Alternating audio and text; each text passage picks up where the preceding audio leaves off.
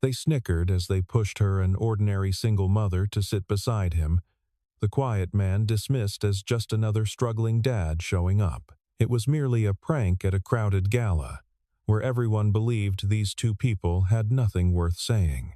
But when his eyes swept across the room, when one small detail accidentally slipped out, the atmosphere suddenly shifted.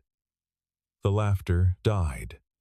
The whispers rose, and then everyone realized they had mocked the wrong person, and the truth behind this man was powerful enough to stun the entire room.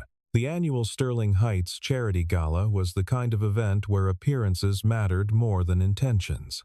Crystal chandeliers cast fractured light across a ballroom filled with designer gowns, tailored suits, and the soft murmur of people who believed their net worth determined their worth as human beings. Lauren Hayes stood near the entrance, smoothing down the front of her department store dress. It was black, simple, appropriate, but it didn't shimmer like the others. She'd borrowed the clutch from her sister. The shoes were 2 years old, resoled twice. She didn't belong here, and everyone knew it. She'd only received an invitation because her late husband had been a firefighter. The foundation honored first responders annually, and his name was still on their list. She'd almost declined, but the thought of her 8-year-old daughter, Emma, asking why Mommy didn't go to the nice party where Daddy's picture would be shown, that thought had gotten her into the car. "Oh, look who decided to grace us with her presence," came a voice dripping with false sweetness. Lauren turned to see Vanessa Carmichael, a woman who'd once been in her husband's extended social circle. Vanessa's dress probably cost more than Lauren's monthly rent. "Hello, Vanessa. I heard you're working at that diner on 4th Street now." "How?" "Quaint." Vanessa's smile was all teeth, no warmth. "Must be hard, raising Emma alone." Before Lauren could respond, another voice cut in. "Ladies, we have a seating situation." This was Richard Thornton, one of the event organizers, a man whose self-importance seemed to fill whatever room he occupied. "We're one chair short at table 12, and we need to shuffle some people around." "Put her with the other charity case," Vanessa said, laughing.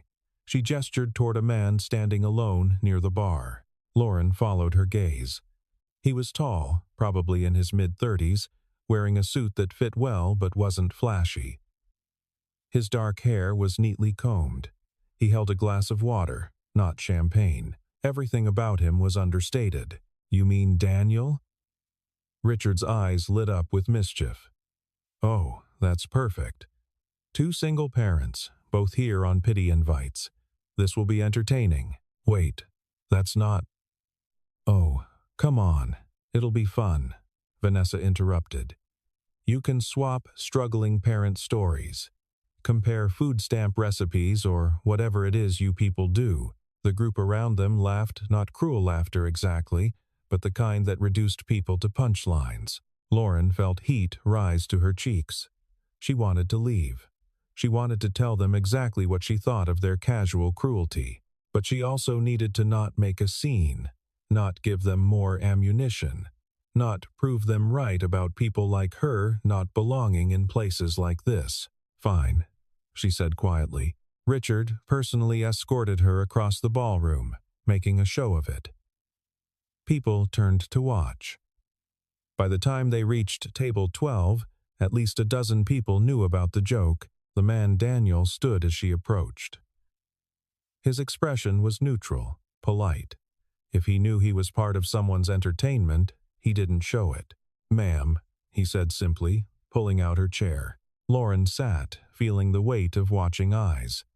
Richard departed with a smirk. The other seats at their table were conspicuously empty, probably held for people who hadn't arrived yet, or maybe deliberately left vacant to isolate them further. Daniel sat down across from her. He met her eyes briefly, nodded once, and returned his attention to his water glass. Neither of them spoke. The silence felt heavy with everything unspoken. The prank, the judgment, the assumption that 2 people in similar circumstances must be equally irrelevant. Lauren wondered how long she'd have to endure this before she could leave without dishonoring her husband's memory. She had no idea that this quiet man beside her was about to change everything. Lauren had learned to smile through discomfort. It was a survival skill she'd developed over the 3 years since the accident. Before that night, the night the drunk driver ran the red light, the night the phone call came at 2:47 a.m., the night her entire world fractured, she'd been someone else. Someone who laughed easily. Someone who didn't calculate every purchase to the penny. Someone who didn't lie awake, wondering if she was enough for her daughter. Now she was a woman who worked double shifts at Patterson's Diner, who negotiated payment plans with the electric company, who bought Emma's clothes at thrift stores and told her they were vintage treasures to make it sound intentional. She glanced around the ballroom. These people didn't know what it was like to choose between fixing the car's transmission and paying for Emma's dental appointment. They didn't know the particular shame of using coupons while well-dressed women behind you in line made pointed comments about people who abuse the system. Lauren had thought she was past caring what people like Vanessa thought. She'd thought she'd built sufficient armor. But, sitting here, part of someone's joke, she realized the armor had cracks. She studied the man across from her, Daniel. He wasn't what she'd expected. There was something about the way he carried himself, a kind of stillness that suggested he was accustomed to being underestimated. His suit was quality, she realized now that she looked closer. Not expensive in a flashy way, but well-made. His watch was simple, functional. His hands were clean, but showed signs of actual work, not the soft hands of someone who'd never held anything heavier than a pen. He caught her looking and raised an eyebrow slightly. "I'm sorry," Lauren said. "I didn't mean to stare. Nothing to apologize for." His voice was deeper than she'd expected. Quiet, but clear. Uncomfortable situation. That's putting it mildly. A ghost of a smile crossed his face. "I've been in worse." Something about the way he said it made her believe him. This wasn't a man who was used to easy circumstances, despite what Vanessa and her crowd might assume. "I'm Lauren," she offered. "Daniel. They said you're a single parent too?" He nodded. "Daughter." "She's 10. I have a daughter." "Emma." "She's 8. Good age," Daniel said. "Old enough to be independent, young enough to still think you're worth talking to." Lauren laughed before she could stop herself. It was the first genuine sound she'd made all evening. "Exactly," she said. "Though Emma has recently discovered sass, I'm not sure where she learned it. Television, probably. Mine watches these shows where 10-year-olds outsmart adults at every turn. Now, she thinks she's a tactical genius." They shared a look of mutual understanding, the kind that exists between people navigating similar waters. "How long?" Lauren asked gently. 4 years. "Cancer. I'm sorry. And you?" 3 years. Car accident." Daniel's expression softened. "The firefighter they're honoring tonight?" "Hayes." "That was your husband." Lauren nodded, not trusting her voice. "He pulled my uncle out of a building fire in 2019, Daniel said quietly. "He didn't have to. The structure was condemned. But he went in anyway. My uncle survived because of him." Lauren's throat tightened. "I didn't know. They don't always tell us about every rescue. Your husband was a good man." "He was." They sat in silence for a moment, but it was different now. Not the awkward silence of strangers forced together, but the comfortable quiet of two people who understood loss. Across the room, Lauren noticed Vanessa watching them with a puzzled expression. She'd expected them to sit in miserable isolation, not to actually connect. Lauren found she didn't care what Vanessa thought anymore. For the first time all evening, she was exactly where she wanted to be. Daniel Reeves had learned that silence was often more powerful than words. In his line of work, people filled silence with assumptions, with projected fears, with information they didn't intend to share. He'd become comfortable in the quiet spaces between conversations. Tonight was no different. He'd known from the moment he walked in that he didn't fit the aesthetic these people expected. That was intentional. He'd worn his second-best suit, the one without any obvious markers. He'd arrived in a regular sedan, not the car that sat in his private garage. He'd given his first name only when checking in. He did this, sometimes moved through the world without the armor of his position. It was enlightening, seeing how people treated him when they didn't know. It was also, occasionally, infuriating. The joke hadn't surprised him. He'd seen Richard Thornton orchestrate it, had watched Vanessa Carmichael deliver her cutting remarks to the woman Lauren, who now sat across from him. He could have intervened, one word to the right person, and Richard would have been mortified. But Daniel had learned that revealing yourself too early robbed you of valuable information, and he'd learned something valuable already. Lauren Hayes had dignity. She'd endured their mockery without crumbling, without lashing out. That took strength. He'd also learned that she was observant. He'd caught her studying him, cataloging details. She was reassessing her initial impression. Good. That meant she wasn't as quick to judge as the others. When she'd asked about his daughter, he'd answered truthfully.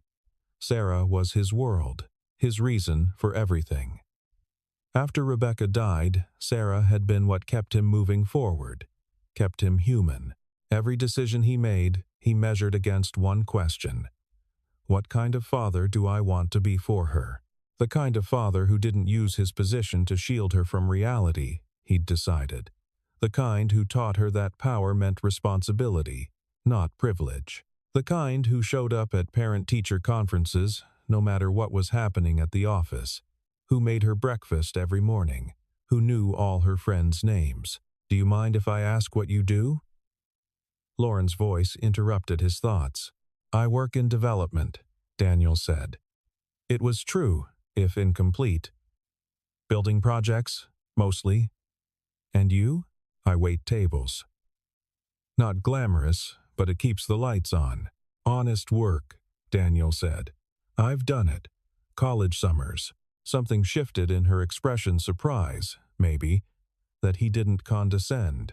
It's harder than people think, she said. Most things are. They were interrupted by the arrival of another couple at the table, the Hendersons, whose company probably donated enough to warrant better seating. They looked at Daniel and Lauren with barely concealed disdain before sitting as far away as possible and turning their backs. Lauren's jaw tightened. Daniel saw the hurt she tried to hide. They're not worth your energy, he said quietly. Easy to say, is it? Daniel leaned forward slightly. I've found that people who need to make others feel small usually feel pretty small themselves. They're just louder about it. Lauren met his eyes. You're not what I expected. What did you expect? I don't know. Someone broken, maybe. Someone bitter. Who says I'm not? You don't act like it. Daniel considered this. I decided a long time ago that what happened to my family didn't get to define my family. Sarah deserves a father who's present, not one who's drowning in what-ifs and if-onlys. Some days I manage it. Some days I don't. But I try. That's all any of us can do, Lauren said softly. The presentation was starting, lights dimming, a slideshow beginning on the screen behind the podium. Daniel settled back in his chair, but his attention wasn't on the stage. It was on the question forming in his mind. What was he going to do about Richard Thornton and his cruel little game? As the presentation droned on a series of speeches about community and service delivered by people who viewed both as networking opportunities, Daniel and Lauren continued their conversation in whispers. Emma wants to try gymnastics, Lauren said. But the classes are expensive. And with my schedule, Sarah wanted violin lessons last year, Daniel replied. I thought, how hard can it be? Turns out, very hard. The screeching alone nearly broke me. Lauren covered her mouth to suppress a laugh. Mrs. Henderson shot them a disapproving look. Did she stick with it? Lauren asked. She did. Now she's actually good. Which means I have to pretend to enjoy concerts where 12 kids play Twinkle Twinkle Little Star at 12 different speeds.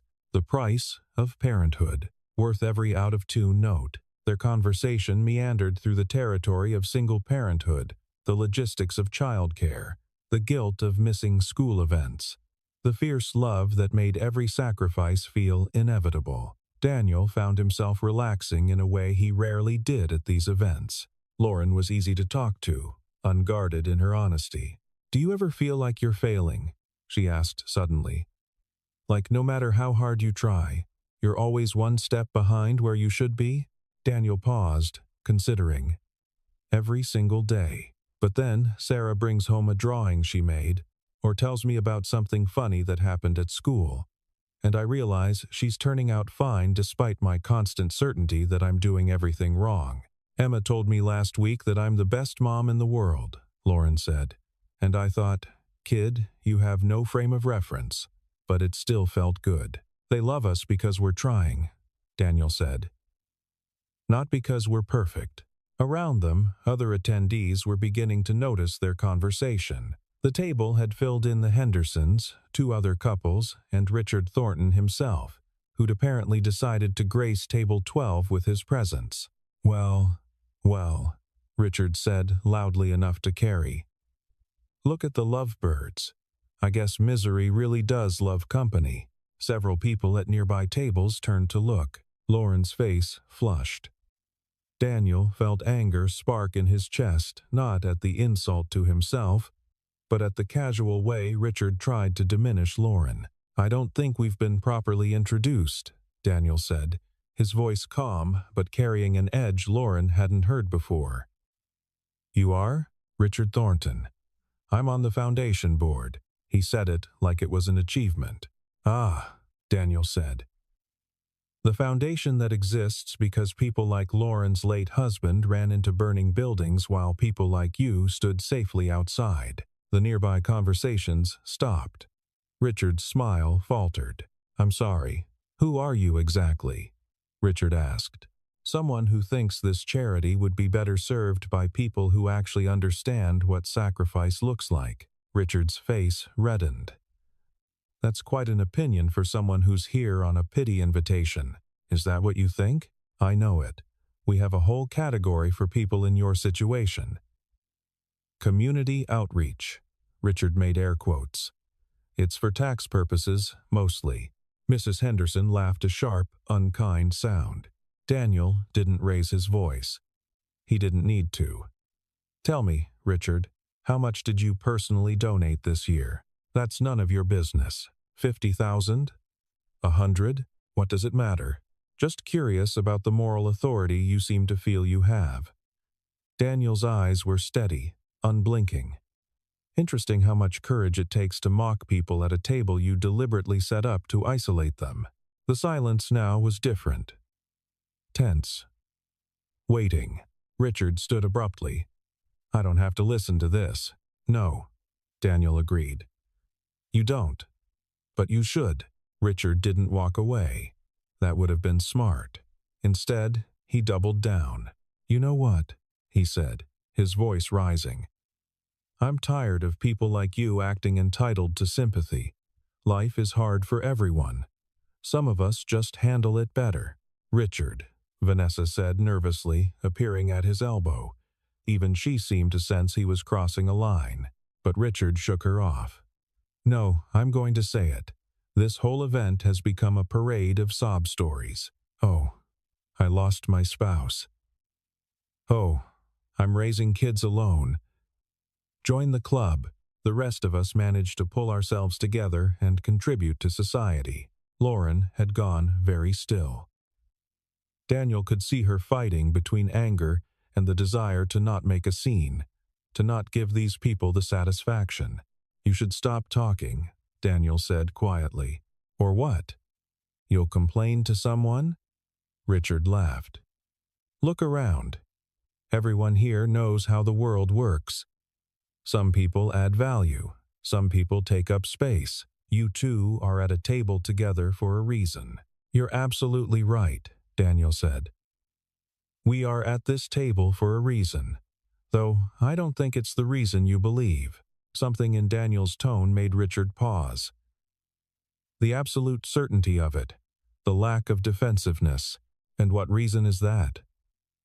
Richard asked, but his voice had lost some of its swagger. To see who people really are when they think there are no consequences. Lauren was gripping the edge of the table. Daniel could see she wanted to leave, that staying was costing her something. He made a decision.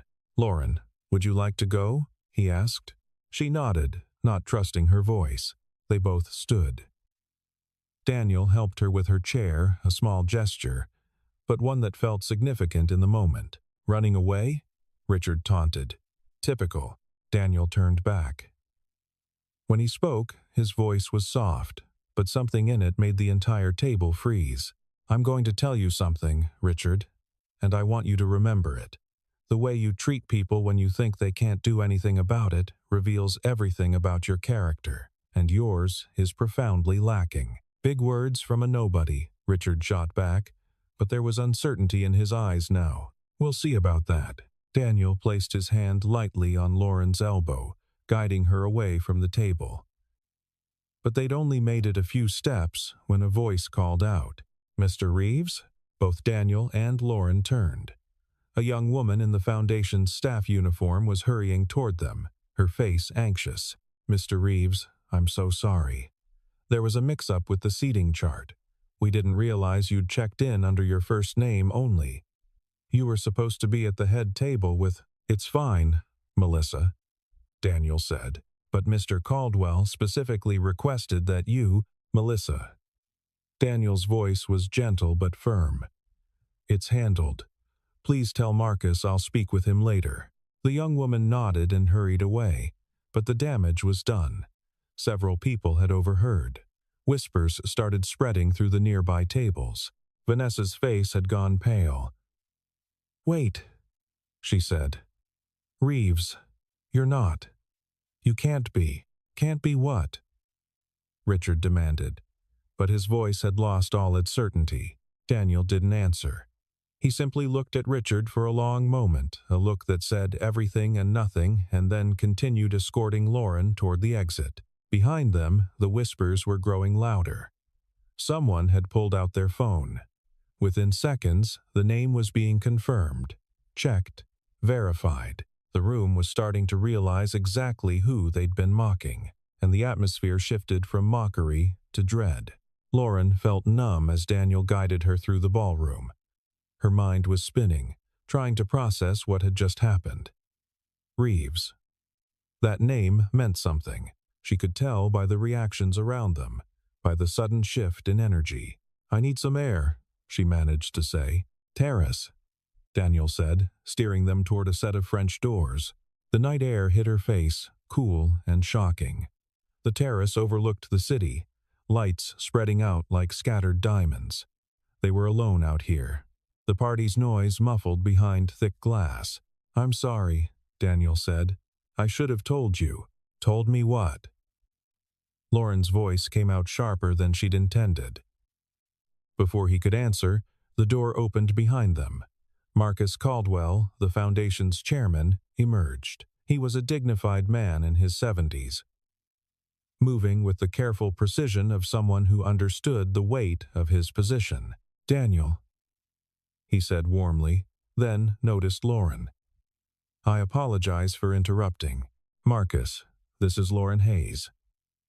Michael Hayes, widow. Recognition and respect crossed Caldwell's face immediately. "Mrs. Hayes, your husband was a remarkable man. We've been trying to reach you about the scholarship fund established in his name." Lauren blinked. "Scholarship fund?" "Yes, for children of first responders. It was anonymously funded last year. Full ride to any state university." Caldwell glanced at Daniel. "Though I suppose anonymous is relative in present company." The implication settled over Lauren like a blanket. She turned to Daniel slowly. "You," she said. "You funded it." Daniel's expression was carefully neutral. "The Foundation does excellent work. It made sense to contribute." "How much?" Lauren asked. "That's not—" "How much?" Caldwell cleared his throat. $2 million. Enough for perpetual funding through investment returns. Lauren felt her knees go weak. Emma's college education. The thing she lay awake worrying about. The thing that seemed impossible on her salary. Secured, because of the man who'd been seated beside her as a joke. "I need to sit down," she said. Daniel guided her to a bench. Caldwell excused himself discreetly, but not before saying, "Daniel, the mayor would like a word when you have a moment." "He's heard you're here." The mayor. Of course. Lauren's mind was racing, assembling pieces. The way staff had reacted. The name Reeves. The casual mention of Marcus Caldwell asking for him specifically. "Your Reeves Development," she said. Not a question. Among other things, Reeves Development, one of the largest commercial real estate firms in the state. The company that had built the new hospital wing, renovated the waterfront, created thousands of jobs. She'd seen their name on buildings all over the city. "You're a billionaire." That's an exaggeration. Multi-hundred millionaire is more accurate. Lauren laughed a slightly hysterical sound. "Oh, well, as long as we're being precise." "Lauren, they put us together as a joke," she said. Richard and Vanessa thought they were mocking two struggling single parents. The charity cases. And you just let them. "I wanted to see who they were," Daniel said, "before they knew who I was.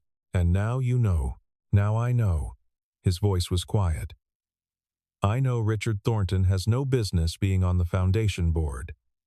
I know Vanessa Carmichael's company is about to lose its contract for the convention center renovation. And I know that you," he met her eyes, "handled yourself with more grace in one evening than most people manage in a lifetime." Lauren didn't know what to say. Part of her was angry at the deception, at not being told, at being part of some kind of social experiment. But another part understood. How many people had probably tried to use him, manipulate him, befriend him for what he could provide rather than who he was. "Your daughter," she said. "Sarah. Does she know?" "She knows I work a lot. She knows we're comfortable. But I try to keep her grounded. She goes to public school, has normal friends. I don't want her growing up like the kids in there." He gestured toward the ballroom. "Like Vanessa's children," Lauren said. "Exactly." They sat in silence for a moment. Inside, Lauren could see people gathering, talking urgently. Word had spread completely now. "You realize you can't hide any more tonight?" she said. "They all know." "I know. And Richard is probably panicking." "I hope so." Lauren surprised herself by laughing. "You're not what I expected." "You've said that before. I mean it more now." Marcus Caldwell returned to the terrace, his expression carefully apologetic. "Daniel, I'm afraid there's been quite a stir inside. Richard Thornton is asking to speak with you. He's rather insistent." "I'm sure he is," Daniel said dryly. "The thing is," Marcus continued, "several board members have already approached me about his behavior tonight. Apparently, this isn't the first complaint, but this is the first time there's been a witness of your stature." Lauren stood, smoothing her dress. "I should go. This is between you and them." "Stay," Daniel said. It wasn't a command, more of a request. "Please, if you're comfortable." She was surprised to find that she was. Despite the revelations, despite the surreal turn the evening had taken, she felt safer with Daniel than she had all night. "All right," she said. They returned to the ballroom together. The effect was immediate. Conversations stopped mid-sentence. Heads turned. The crowd parted naturally, instinctively creating a path. Lauren had never experienced anything like it. She'd been invisible an hour ago. Now, walking beside Daniel, she was suddenly visible, hypervisible. Every eye tracked them as they moved through the room. Richard Thornton stood near their abandoned table, flanked by Vanessa and two other board members. His face had gone from red to pale, a sheen of sweat visible on his forehead. "Mr. Reeves," he began, his voice strangled with forced politeness. "I had no idea you were attending tonight. If I'd known, you would have treated me differently," Daniel finished. "Yes, That's rather the point. I meant no disrespect. The seating was a simple misunderstanding. The seating was a deliberate attempt to humiliate Mrs. Hayes and myself because you believed we were beneath you. The nearby crowd had grown. This was better than the scheduled program. A real-time social execution. I apologize if my words were taken out of context, Richard said, deploying the classic non-apology. Your words were perfectly clear, Lauren found herself saying. Everyone turned to her. She felt Daniel's subtle nod of encouragement. You said life was hard for everyone, and some of us just handle it better. You implied that my late husband's sacrifice, that our loss, was just another sob story. Richard's mouth opened and closed. I didn't mean. You did, Daniel said quietly. You meant every word. You just didn't think there would be consequences. Marcus Caldwell stepped forward. Mr. Thornton, I think it's best if you submit your resignation from the board effective immediately. What?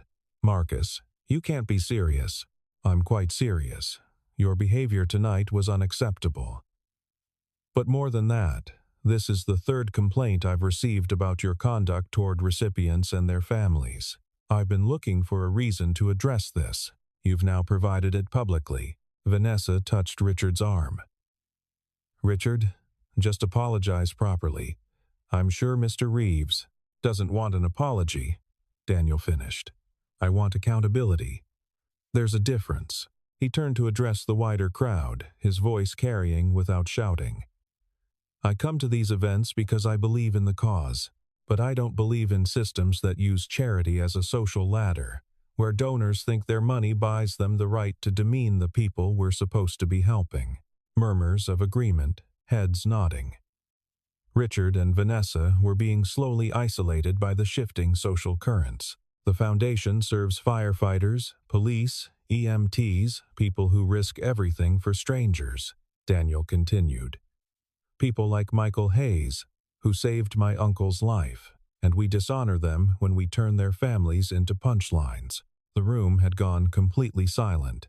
Lauren felt tears prickling her eyes, not from sadness, but from the overwhelming relief of being defended, of having her dignity restored publicly after it had been publicly attacked. Mrs. Hayes, Daniel said, turning to her, would you like to stay for the rest of the evening? Or would you prefer I have my driver take you home? It was a choice. Power handed back to her. Lauren appreciated that more than anything. I think I'd like to stay, she said. I want to see the presentation about my husband. Then that's what we'll do. Daniel offered his arm. And we'll sit at the head table, where we should have been from the start. The transformation was complete within minutes. The same people who had ignored Lauren and Daniel now couldn't approach fast enough.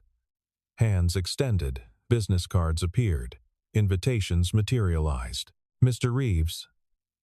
I'm Jonathan Pierce with Pierce Properties. I'd love to discuss the new waterfront project. Mr. Reeves. My firm handles investment strategies for high net worth. Daniel, it's been too long. We really should get the families together. Daniel navigated the sudden attention with practiced ease, politely deflecting most approaches while keeping Lauren at his side. She watched in fascination as the same room that had dismissed them now competed for their attention.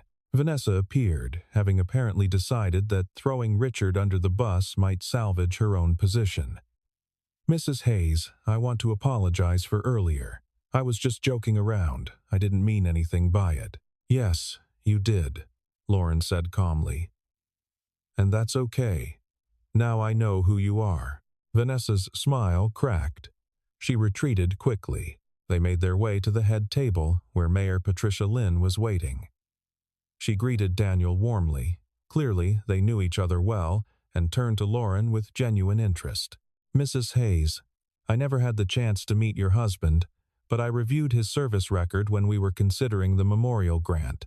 He was extraordinary. Thank you, Lauren said. He would have been embarrassed by all this attention. The best ones usually are. The mayor glanced at Daniel. Present company included. Daniel fights me every time I try to recognize his contributions publicly. I prefer effective philanthropy to photo opportunities, Daniel said mildly. Throughout dinner, Lauren observed how Daniel handled his position. He was courteous but firm, generous with his time but protective of his boundaries. He remembered names, asked thoughtful questions, and deflected praise. This was someone who had grown into power rather than been born into it, she realized. Someone who remembered what it was like before. The presentation began after dinner. Lauren's throat tightened as images of Michael flashed on the screen in uniform, receiving commendations, laughing with his crew. The tribute was tasteful, focusing on his service and sacrifice. When it ended, Daniel leaned close. "Are you all right?"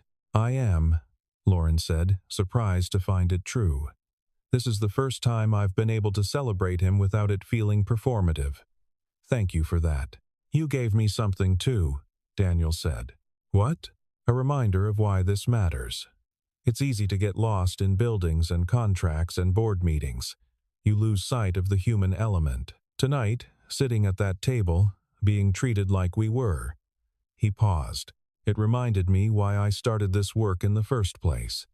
To give back to a community that gave my family so much. Your uncle. The one my husband saved. My uncle raised me after my parents died. He was everything to me. When he was trapped in that building, when I got the call that he'd been pulled out safely," Daniel's voice roughened. "Your husband gave me more time with the person who mattered most. There's no way to repay that. But I can try to honor it." Lauren understood then. The scholarship fund, the foundation support, the quiet work behind the scenes, it wasn't noblesse oblige. It was personal. "Michael would have liked you," she said. "I wish I'd had the chance to thank him personally." The evening wound down. People continued to approach, but Daniel skillfully extracted them after an appropriate interval. As they walked toward the exit, Richard Thornton sat alone at a distant table, his career in social ruins, his phone likely already filling with calls from people distancing themselves. Lauren felt no satisfaction in his downfall, just a quiet sense that justice, however delayed, had arrived. "Can I give you a ride home?" Daniel asked as they reached the lobby. "That's not necessary, Lauren." He smiled. "It's late, and you were kind enough to tolerate an evening that became far more dramatic than either of us anticipated. Let me at least make sure you get home safely." She found herself nodding. "All right, thank you." Daniel's regular sedan turned out to be a Tesla Model S, comfortable but understated. His driver, a man named Carlos who greeted Lauren with warm professionalism, navigated the streets while Daniel and Lauren sat in the back seat. "I need to ask you something," Lauren said as the city lights streaked past. "And I want an honest answer." "All right. Why did you let it go on so long? You could have shut down Richard immediately." "Why wait?" Daniel was quiet for a moment, considering. "Two reasons. First, I wanted to see how far he'd go, how he treated people when he thought there were no consequences. That tells you who someone really is. And second, I wanted you to see it too, to see that their judgment of you had nothing to do with your worth, everything to do with their insecurity." Lauren absorbed this. "That's actually kind of thoughtful. In a manipulative psychology experiment sort of way, I never claimed to be simple," Daniel said with a slight smile. "I run a multi-state development company. Manipulation is part of the job description. I just try to aim it at people who deserve it. Like Richard. Exactly like Richard." They rode in comfortable silence for a while. Then Lauren asked the question that had been forming all evening. "What happens now?" "What do you mean?" "With us." "This."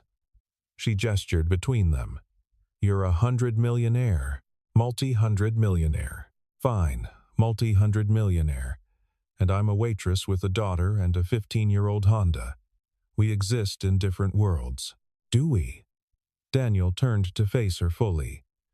"Because from where I'm sitting, we're both single parents trying to raise good kids while honoring the people we lost. The dollar amounts in our bank accounts don't change that. Everything changes that. You can't possibly understand what my life is like. You're right, Daniel interrupted. I can't. But you can't understand mine either. You have no idea what it's like to wonder if people are spending time with you or with your money, to question every friendship, every conversation, every gesture, to wonder if your daughter's friends actually like her, or just like the things she can provide. Lauren fell silent. She hadn't considered that perspective. I liked talking to you tonight, Daniel continued. Before you knew who I was, you were real, honest. You didn't perform or posture. Do you know how rare that is in my world? I wasn't trying to impress you. Exactly, he smiled. That's my point. The car pulled up in front of Lauren's apartment building. It was a modest structure in a working-class neighborhood. Through the windows, Lauren could see Mrs. Chen from 3B watching television and the Martinez kids doing homework at their dining room table. Daniel looked around without judgment, without pity. Just observation. This is home, Lauren said, slightly defensive. It looks like a good neighborhood. Safe. Kids playing outside. It's not the penthouse district. Good. Those places are soulless. He turned to her. Lauren, I'm not asking you to change anything about your life. I'm asking if maybe, sometimes, I could be part of it. Take you and Emma to dinner. Let our daughters meet. See if this he gestured between them is something worth exploring. Lauren's heart was pounding. Why? Because tonight, for the first time in 4 years, I had a conversation with someone who saw me as just Daniel. Not Daniel Reeves of Reeves Development. Not a potential donor or business connection. Just a dad trying to figure out how to raise his kid alone. His voice softened. That's worth more than you know. I have Emma to think about, Lauren said carefully. I have Sarah to think about too. So we take it slow. We're careful. We see what happens. Lauren looked at her apartment, then back at Daniel. A year ago, even a month ago, this would have seemed like a fairy tale. Too good to be true. The kind of thing that didn't happen to women like her. But Daniel wasn't offering her a fairy tale. He was offering her something real. Messy and complicated and uncertain. A chance to know someone who understood loss and resilience. Someone who'd sat at that table and defended her when he didn't have to. Okay, she heard herself say. Slow. Careful. See what happens. His smile transformed his face. Yeah, she smiled back. But I'm paying for at least every other dinner. I won't be a charity case. Deal. He pulled out his phone. Give me your number? They exchanged contact information. The mundane gesture felt significant. Good night, Lauren. Good night, Daniel. She stepped out of the car, then turned back. For what it's worth? I liked talking to you before I knew who you were too. 3 months later, the Sterling Heights Charity Gala was a distant memory for most people. But not for everyone. Richard Thornton had resigned from the foundation board, from his position at his firm, and had relocated to another state. Last Lauren had heard, he was working in his father-in-law's insurance office in Nebraska. The fall from grace had been swift and complete. Vanessa Carmichael still lived in the area, but her social standing had taken a significant hit. Her company had indeed lost the convention center contract. She'd sent Lauren a formal apology letter, which Lauren had read once and then filed away. Some things didn't require a response. The foundation itself was thriving. With Daniel's continued support and his insistence on structural changes to how recipients and their families were treated, the organization had nearly doubled its impact. Marcus Caldwell called it a renaissance. Lauren sat in a coffee shop on a Saturday morning, watching Emma and Sarah play in the small attached park. The two girls had become fast friends, united by their shared experience of single-parent households and a mutual love of terrible puns. Daniel sat across from her, reading something on his tablet. They did this most weekends, now found quiet places where the girls could play and the adults could simply be. Sometimes they talked, sometimes they didn't. The silence was comfortable. "I got a letter yesterday," Lauren said. Daniel looked up. "Good news or bad? Weird news. An invitation to speak at next year's gala. About my experience. About Michael. That's wonderful. You should do it. I'm not a public speaker. You're a woman with a story worth telling. The rest is just practice." He paused. "I'll be there. Front row." Lauren smiled. "You say the cheesiest things sometimes. It's a gift." Their relationship had unfolded slowly, just as they'd promised. Dinners, movies, park days with the girls. Conversations that stretched late into the night. Daniel had met Lauren's sister, her close friends, Emma's teachers. Lauren had been introduced to Sarah's grandparents, Daniel's business partners, his small circle of actual friends. There had been challenges, moments when the difference in their circumstances created friction, times when Lauren felt overwhelmed by Daniel's world, or when Daniel's demanding schedule made planning difficult. But they'd navigated it by returning to what had connected them that first night: honesty, respect, and shared understanding of what really mattered. "Mom, did you see that?" Emma called from the park. "Sarah taught me how to do a cartwheel." "I saw. That was great." Daniel watched his daughter demonstrate her own cartwheel, slightly wobbly but enthusiastic. "She's been working on those for months. Emma will probably be teaching the whole playground by next week. She's fearless when she finds something new. Like her mother." Lauren gave him a look. "I'm probably the least fearless person you know. You showed up to that gala alone, knowing you didn't fit in, because you wanted to honor your husband. You sat through mockery with your head high. You gave me a chance despite every reasonable instinct telling you it was too complicated." Daniel reached across the table, covering her hand with his. "That's not fearlessness, that's courage. There's a difference." Lauren turned her hand over, lacing her fingers through his. 3 months ago, she'd been sitting at a table meant to isolate and diminish her. Now she was here, in this moment, with this man and their daughters, building something she'd never thought possible. "Do you ever think about that night?" she asked. "Often. Do you regret how you handled it?" Daniel considered. "No, because it led here, to this." "They meant it as a joke," Lauren said softly. "Best joke anyone ever played on me."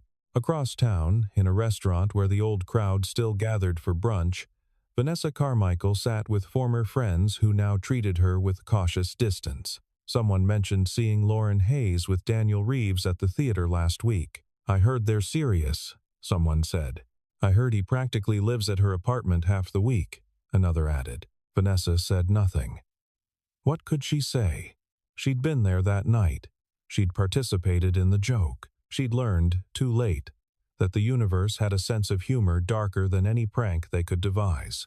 The irony wasn't lost on her. They'd seated 2 people together to mock them, to reinforce their own sense of superiority. Instead, they'd inadvertently introduced 2 people who genuinely connected, who built something real from a moment of intended humiliation. The joke, it turned out, had been on them all along.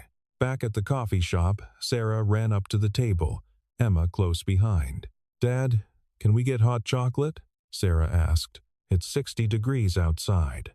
"Hot chocolate doesn't have a temperature requirement," Emma said seriously, and Daniel laughed. "She makes a compelling argument." He looked at Lauren. "What do you think?" "I think we're outnumbered." "We are definitely outnumbered." As Daniel went to order the drinks, Lauren watched him interact with their daughters, patient, engaged, present. She thought about the man at that table 3 months ago, quiet and underestimated. She thought about her own journey from that night to this morning. The world still had its Vanessas and Richards, people who measured worth by appearances and bank accounts.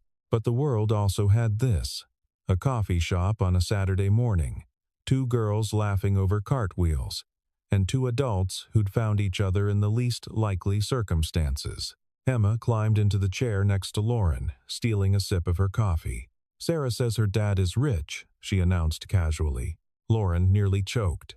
Emma, it's okay, Mom. I told her we're rich too. Honey, we're not. Sure we are. We have each other. Emma looked at her mother with the absolute certainty of 8-year-old logic. That's what being rich means. Lauren pulled her daughter close, kissing the top of her head. You're right. That's exactly what it means. Daniel returned with hot chocolates all around. He settled into his chair, Sarah leaning against his shoulder, and raised his cup slightly in Lauren's direction, a toast to unlikely beginnings and improbable endings. Lauren raised hers in return. The girls immediately started planning their next adventure, something involving the zoo and possibly adopting every animal there. The adults exchanged knowing looks over their heads. It was going to be a long, wonderful day. Somewhere across town, Richard Thornton's phone showed a news alert. Reeves Development announces major scholarship expansion. He stared at it for a long moment, then deleted it unread. Some lessons came too late. Some mistakes couldn't be undone. Some jokes stopped being funny the moment you realized the punchline was you. But for Lauren and Daniel, for Emma and Sarah, the story that had begun as someone's cruel entertainment had become something neither of them had expected. A second chance at happiness built on a foundation of mutual respect, shared values, and the understanding that true worth had nothing to do with the tables where you sat. It had everything to do with how you treated people when you thought no one was watching, and who you chose to become after life had taken everything away and asked if you had the courage to try again. They did, and it was enough.